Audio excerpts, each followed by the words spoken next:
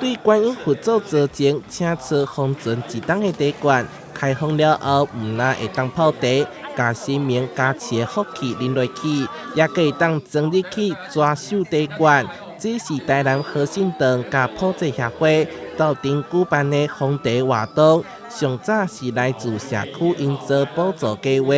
希望让更较侪人认捌在地庙事文化，结合社区的庙宇文化来做一个营造，那也将原本庙里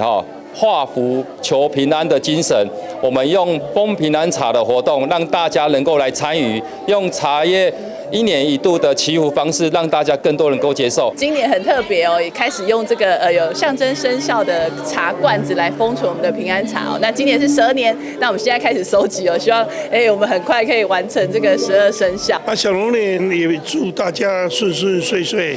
平平安安。现场有咱英雄港啦啦队，再来台湾上勇插热气氛。活动背后的大功臣是三项公司带领30名员工担任志工，人过平安茶馆、福茶等等，支持社区活动。那我们有感受到这种幸福跟温暖的感觉，在这个即将农历年的时候，那我们也很高兴，希望